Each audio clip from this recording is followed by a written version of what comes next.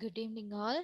This is the continuation of grade 10 chemistry revision. Those who didn't watch the previous part 1 video, please watch it and continue with this video. Right. So today we are going to discuss few structured questions. Look at the first question. Here we are having the standard symbol of chlorine, where the atomic number is mentioned and the mass number is mentioned. For an element called X, atomic number is written here and the mass number is written here. So here the atomic number will be 17 and the mass number will be 35, right? For an atom, when you consider the atom, atomic number is equal to the number of protons is equal to the number of electrons. For an atom, atomic number is equal to number of protons and it is equal to number of electrons. So here number of protons is 17 and number of electrons is also 17. When you consider the number of neutrons, mass number is equal to number of protons plus number of neutrons. So here mass number is equal to 35, that we know. Number of protons we know, that is 17. We need to find the number of neutrons here. So that can be easily found by the simple calculation, that is 35 minus 17. It is equal to 18.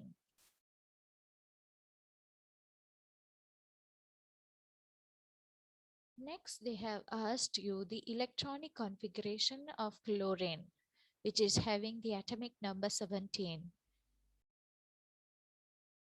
You know the energy levels of an atom will be K, L, M and N. So in K you can fill up to 2 electrons, in L you can fill up to 8, and the remaining 7, 2 plus 8 will be 10. The remaining 7 will be added to the next energy level. So the electronic configuration will be 2, 8, 7. When you look at the valency, valency means number of electrons in the outermost energy level. Valency means number of electrons in the outermost energy level. So here chlorine is having 7. Okay, so there is another valency for chlorine, that is 1, right? So when it is forming the ion, when chlorine is forming the ion, rather than losing 7 electrons and gaining the stability, it can gain 1 electron and get the stability. Rather than losing 7 electrons, it can gain 1 electron, right? That will be very easier for chlorine to gain the stability. So here chlorine is going to get 1 electron and form chloride ion.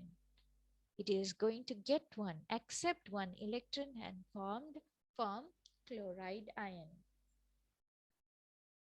Here they have asked for group number and period number. When you look at the electronic configuration, you can easily write down the group number as well as the period number. Group number can be identified by looking at the last energy level. In the last energy level, 7 electrons are there, so it belongs to group number 7. And it is having 3 energy levels. 1, 2, 3. 3 energy levels are there for chlorine, so it belongs to period number 3. This is how you identify the group number and the period number. Let's move to the next question.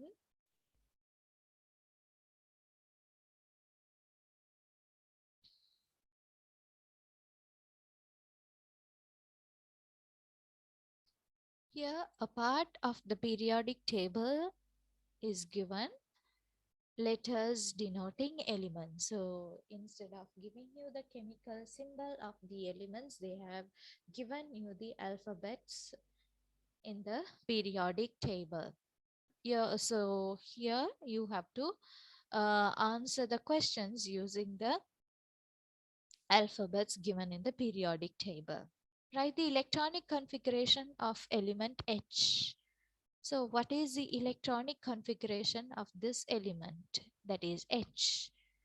To write down the electronic configuration, first of all, we need to know the group number, that is element H belongs to group number 1, and period number will be 1, 2, 3, 4.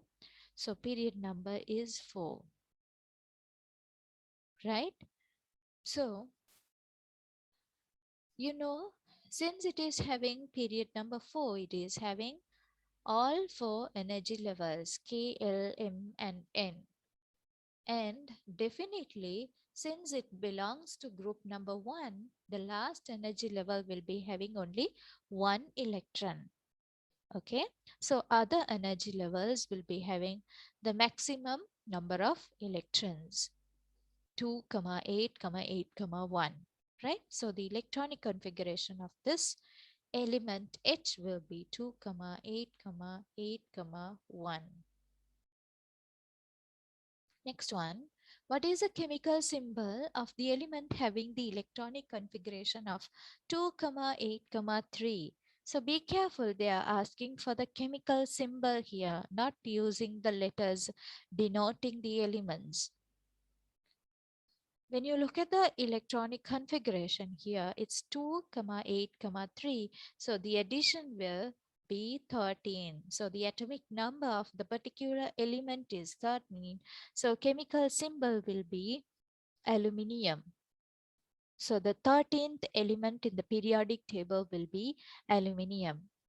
It should be capital A and simple L.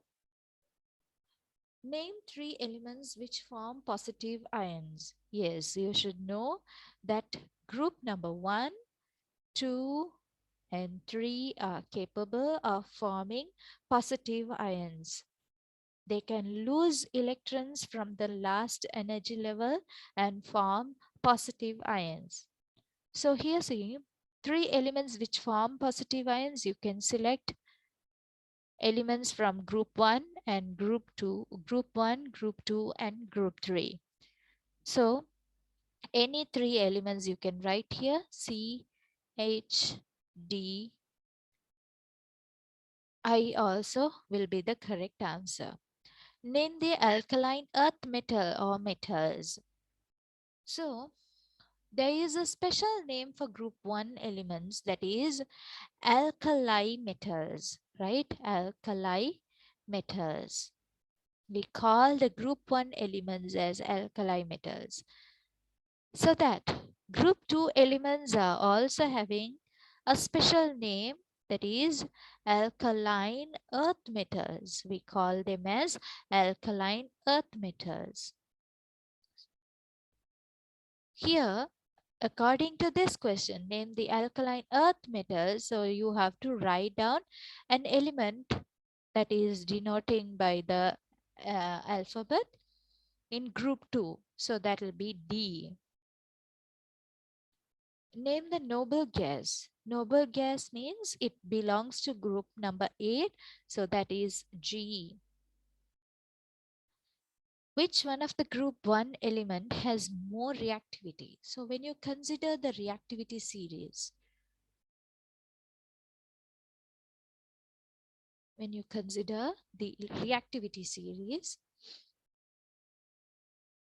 potassium, sodium, calcium, magnesium, aluminium, zinc, iron, tin, lead, hydrogen, copper, mercury, silver, platinum, gold. This is the correct order of reactivity series. The elements at the top are highly reactive, and at the bottom are least reactive ones. Okay, so here they are asking for the element which is having which one of the group one element has more reactivity. So they are asking for group 1 element which is having highest reactivity. Group 1 element, they are not asking for group 2 elements, they are asking for only group 1 elements having highest reactivity. So here say this will be hydrogen, helium, lithium, beryllium, boron, carbon, nitrogen, oxygen, fluorine, neon, sodium, magnesium, aluminium, silicon, phosphorus, sulfur, chlorine, argon, potassium, calcium. Right. So when you look at these elements, you can say the highest reactivity element which belongs to group 1 will be potassium, right? So what is the letter denoting that? That is H, right? Careful, you should not use the real chemical symbol here. You have to use only the alphabet. Okay, so potassium means that is H here. Potassium is denoted by H letter. Next one, write one uses of periodic table. Yes, at the beginning, before making the periodic table, scientists were struggling to know all the facts about all the elements, right? It is really difficult for them. It was really difficult for them to memorize all the facts about all the elements, so that the scientists have planned to group the elements in the periodic table, right? They planned to group the elements according to the properties of the elements, so that the same properties, that means the similar properties, will come under same group or same period, right? So when the elements are arranged in the ascending order, so here elements are arranged in ascending order in the periodic table, ascending order of their atomic number. In the periodic table, the elements are arranged in ascending order of their atomic numbers. So when the elements are arranged in the ascending order of their atomic numbers, elements with similar properties recur at regular intervals of elements. So it is very easier for us to study about the elements. You can say it is very easier for us to study the elements, or elements with similar properties recur at regular intervals of elements, so that you can easily study it, right? So you can write a use of periodic table here. It is easier to learn all the facts about the elements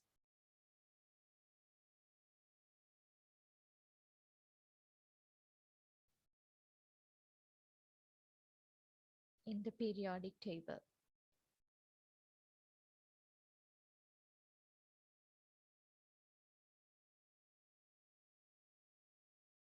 Right. So this is the end of the today's session. We'll be discussing more questions in future videos. Thank you.